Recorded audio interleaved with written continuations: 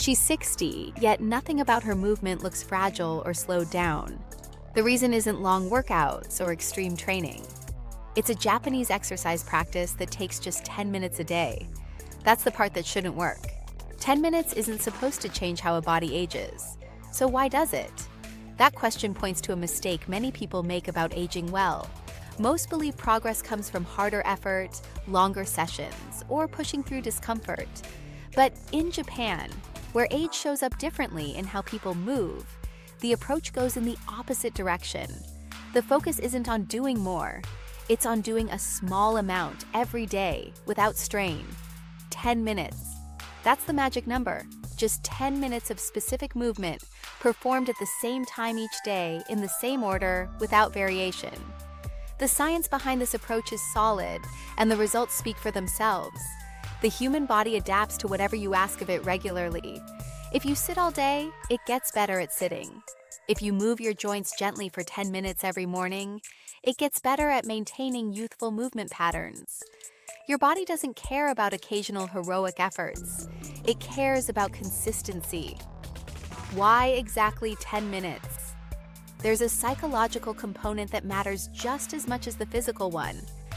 When you tell yourself you need to exercise for an hour, your brain immediately starts coming up with excuses. Too tired, too busy, maybe tomorrow. But 10 minutes? You can find 10 minutes before your morning coffee. The routine is so short that your mind doesn't have time to build up resistance. Beyond the mental benefits, those 10 minutes are carefully designed around how aging actually works. After age 40, something subtle but significant happens. Your joints start to stiffen faster than your muscles weaken. Most exercise programs focus on building strength, but that's not actually the first thing you lose as you age. Joint stiffness creeps in quietly. One morning you just realize that touching your toes is harder than it used to be. Getting out of a low chair takes more effort. Your stride gets shorter when you walk. These aren't muscle problems, they're joint problems. And joints respond differently to exercise than muscles do. Muscles get stronger when you stress them and let them recover. However, joints need the opposite. They need frequent, gentle movement. They need to be reminded every single day what their full range of motion feels like. Long workout sessions actually work against this goal because they create too much stress on aging joints. Here's what happens inside your joints as you age. There's a fluid called synovial fluid that keeps everything moving smoothly. When you're young, your body produces plenty of it, but production naturally declines as you get older. Movement is what keeps this fluid circulating, not intense movement, just regular, gentle motion that tells your body these joints are still in use. The 10-minute rule works because it matches how your body actually functions. Short daily sessions keep joint fluid moving without creating inflammation. They maintain neural pathways between your brain and your muscles without exhausting your recovery capacity. Most importantly, they create a habit so easy to maintain that you'll still be doing it when you're 70, 80, or 90. Consistency is about making the action so simple that willpower isn't required. 10 minutes is the sweet spot where physical benefit meets psychological sustainability. Do it every day, and the effects compound over years and decades. Understanding how those 10 minutes are structured reveals why this approach works so effectively. The routine follows the exact same sequence every single day. Same movements, same order, same pacing. This repetition is strategic. Your nervous system learns through repetition. When you do the same movement pattern daily, your brain gets better at controlling it. The movements become smoother, more efficient, more natural. The first few minutes are dedicated entirely to joint motion, not muscle contraction. This distinction matters. When you contract a muscle hard, you create tension, which is the opposite of what aging joints need. What they need is gentle motion that takes them through their full range without stress. During these early minutes, the focus is on movements that are slow and controlled, really slow. This slow pacing reduces the risk of injury, but it also gives your nervous system time to process what's happening. Fast movements happen on autopilot. Slow movements require attention and control. Here's something interesting about synovial fluid. It doesn't circulate through your joints unless the joints actually move. Unlike blood, which your heart pumps continuously, synovial fluid relies entirely on motion. When you move a joint slowly and deliberately, you're pumping lubrication into all the tight spaces where it's needed. Do this every day, and your joints stay well oiled. Furthermore, the routine is predictable by design. When something becomes predictable, your brain can automate it. This is why the same routine works better than constantly changing things up. Variable routines require more decision-making, more mental load, more reasons to skip it today. The middle minutes add slightly more challenge, but still within a gentle range. The joints have been warmed up and reminded of their range of motion. Now the movements incorporate more of the body, linking different joints together in coordination. Even here, the emphasis stays on control rather than intensity. The goal is never to exhaust yourself. The goal is to move with precision and awareness, quality over quantity. The final minutes bring everything back down, a few closing movements that mirror the opening ones. This bookending creates a sense of completion, which psychologically reinforces the habit. What makes this structure effective is that it respects both the physical reality of aging joints and the psychological reality of habit formation. It's not trying to turn you into an athlete. It's trying to keep you moving well for as long as possible. The real magic lies in understanding why moving slowly creates such profound effects. Speed is overrated. Somewhere along the way, we decided that fast, intense movement was the gold standard for fitness. But for bodies past 40 trying to maintain function, fast movement often does more harm than good.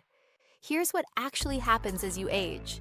Before your muscles get noticeably weaker, something more subtle starts to decline: movement precision. The ability to control exactly how your body moves through space. You don't notice it at first because you compensate automatically. Those workarounds create problems down the line. When you can't control your ankle properly, your knee compensates. When your knee compensates, your hip changes its movement pattern. When your hip changes, your lower back takes on stress it wasn't designed for. This cascade of compensation is how many people end up with chronic pain. Slow movement retrains movement precision. When you move slowly, you have time to feel exactly what each joint is doing. You become aware of movement patterns you've been performing unconsciously for decades. This awareness creates change.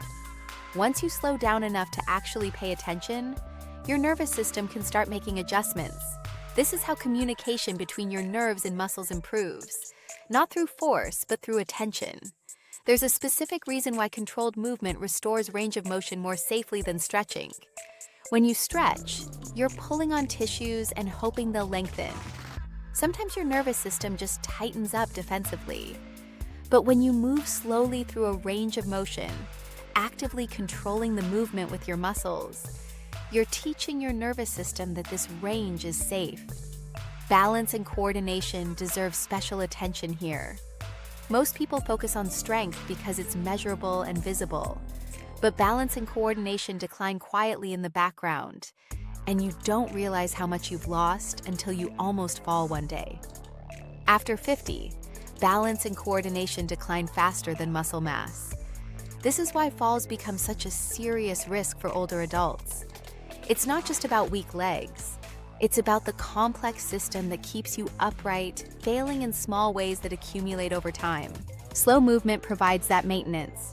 When you move slowly, you're giving your balance systems time to work. You're practicing the subtle weight shifts and adjustments that keep you stable. Fast movement happens too quickly for conscious control. Slow movement lets you actually train the systems that prevent falls. In addition, small movements provide clearer feedback to your nervous system. When you make a big sweeping motion, there's a lot happening at once. But when you make a small, precise movement, you can feel exactly what's working and what isn't. Fast, forceful movements teach your body to brace and protect.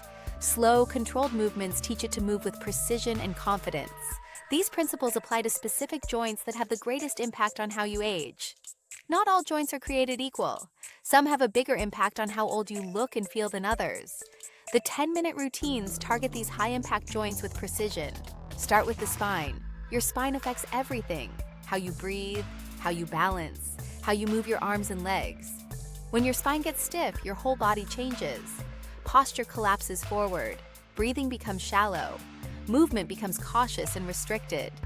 Spinal mobility work means taking your spine through gentle flexion, extension, and rotation every single day. This daily motion keeps the small joints between vertebrae from seizing up. It maintains the spacing that protects your nerves, and it keeps the muscles along your spine engaged and responsive. People with good spinal mobility move differently. They turn to look behind them by rotating their torso. They bend to pick things up with a fluid motion. They stand tall without effort. These differences separate someone who moves like they're 40 from someone who moves like they're 70. Next, hip mobility determines how you walk, your stride length, your walking efficiency, your ability to climb stairs. All of it comes back to hip mobility. When hips get stiff, your gait changes. Steps get shorter. You start swinging your legs from the knee instead of the hip. Walking becomes less efficient, which means it takes more energy, which means you walk less. The daily routine breaks this spiral. Hip circles, hip hinges, leg swings, movements that take the hip through its full range in every direction. This maintains the muscle balance around the hip and preserves the walking pattern that looks youthful. Ankles are the foundation of your entire movement system. They're your first point of contact with the ground. They absorb shock with every step. They make constant micro-adjustments to keep you balanced. When they get stiff, your fall risk increases dramatically. When you trip on something, your ankle needs to quickly bring your toe up and clear the obstacle. If your ankle is stiff and can't make that motion, down you go. Simple movements like ankle circles and calf stretches provide powerful fall prevention. Shoulder mobility affects your posture and your arm swing when you walk. When shoulders get rounded and stiff, your whole upper body changes shape. Your head moves forward, your chest caves in, your arm swing becomes restricted. Healthy shoulders create space in your upper body. The daily routine includes shoulder circles, arm raises, and gentle rotations that maintain this space. Not to build big muscles, just to keep the joints moving the way they're designed to move. Joint stiffness spreads. When one joint becomes restricted, neighboring joints compensate. But if you maintain mobility in the key joints every single day, you prevent this chain from forming. These targeted movements produce measurable changes over time. Something happens when you move the same way every day for months and years. The changes start small, but they accumulate and eventually transform how your body functions. Morning stiffness is usually one of the first things to change. That feeling when you first get out of bed, when it takes several minutes before things start to loosen up. Daily movement routines reduce this stiffness over time. Your joints stay better lubricated. Your nervous system stays better calibrated. After a few months, most people wake up feeling looser and more ready to move. Posture improves without strength training.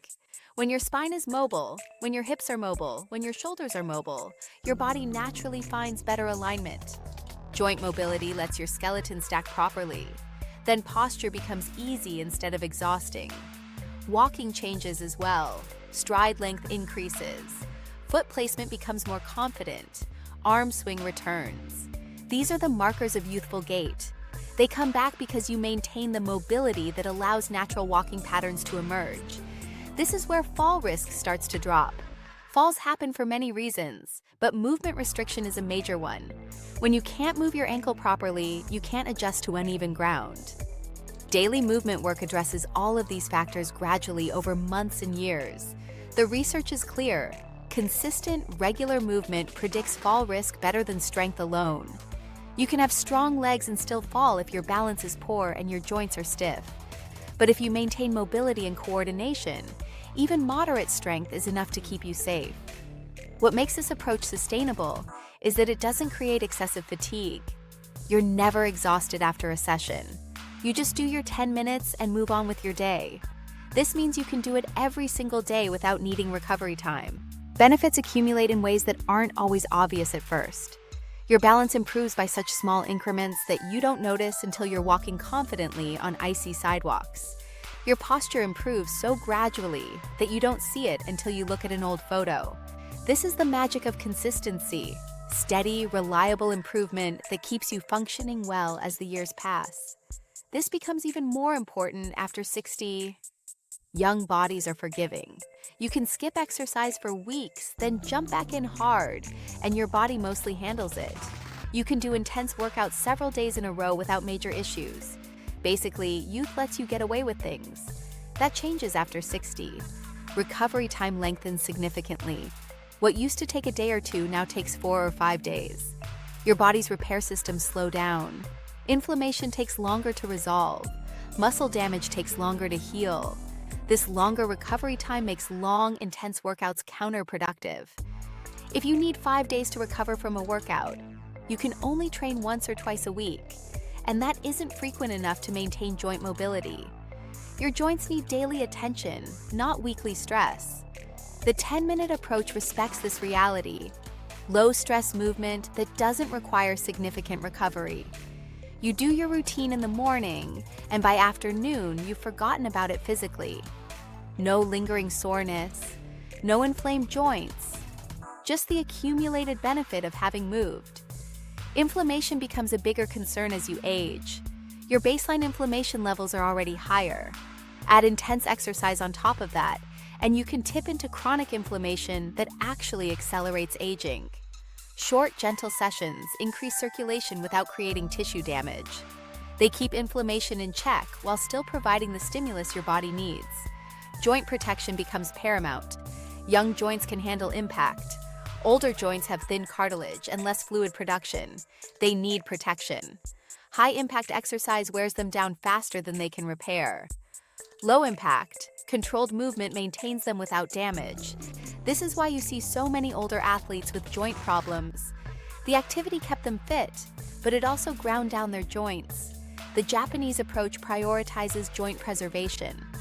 The goal isn't to run a marathon at 65. The goal is to walk comfortably at 90. Consistency predicts mobility better than exercise volume in older adults. Someone doing 10 minutes every day for a year will have better mobility than someone doing hour-long sessions twice a week. Why? Because mobility maintenance requires frequent signaling. Your body needs daily reminders that these ranges of motion are still in use. Weekly reminders aren't enough. The joints start to stiffen between sessions. But daily practice keeps everything fresh and active. The 10-minute routine creates a foundation that supports you through challenges. When you get sick, you can do it for a few minutes. When you travel, you can do the routine in your hotel room. When life gets chaotic, you can still find 10 minutes. There's one fundamental principle that explains why this approach works. Strip away all the details and you find something fundamental. It comes down to how your nervous system works. Your nervous system is constantly monitoring what you do every day, looking for patterns. When it sees something happen repeatedly, it assumes that thing is important, and it adapts to make that thing easier. Skills you practice become automatic. Movement patterns you repeat become wired in. This works both ways. If you sit hunched over every day, your nervous system will optimize for that position. But you can intentionally practice movements you want to maintain, and your nervous system will help you preserve them. The body maintains what it uses regularly. Stop using a range of motion and you'll lose it. Not immediately, but gradually, over months and years. Your body doesn't waste resources maintaining capabilities you never use, but keep using something and your body will fight to preserve it. This is why infrequent, intense exercise doesn't preserve joint function. Your nervous system doesn't care about that one big effort. It cares about the patterns it sees every single day. Daily 10-minute routines send a different message. Every single day, your nervous system gets a signal that these movement patterns matter, that these ranges of motion are in use, and so it maintains them. It keeps the neural pathways strong. It preserves what you practice. Movement quality becomes more important than effort with age. When you're young, you can compensate for poor movement patterns with strength. But as you age, compensation becomes harder. Poor movement patterns create problems faster. Good movement patterns become essential. The slow, controlled nature of these routines emphasizes quality. Every movement is performed with attention and precision. This teaches your nervous system the correct patterns. What you practice is what you become. Youthful movement isn't about strength or flexibility in isolation. It's about having movement patterns that your nervous system executes smoothly and confidently. When you watch someone who moves well, what you're seeing is a nervous system that knows exactly what to do. This can't be built with occasional effort. It requires repetition, daily repetition. The same patterns, perform the same way, until they become part of who you are. The 10-minute secret isn't really about the 10 minutes. It's about the daily signal. It's about maintaining patterns instead of trying to rebuild them. It's about teaching your nervous system, through consistent practice, that youthful movement is still relevant. Someone doing this routine at 60 is programming their 70-year-old body. The patterns you practice today are the patterns you'll have tomorrow. And if you practice them every single day, those patterns can look remarkably similar to the patterns you had decades ago. Not through force, not through intensity, through repetition, consistency, and respect for how your nervous system actually learns. That's the mechanism. That's the secret. 10 minutes a day, every day, for as long as you want to keep moving well.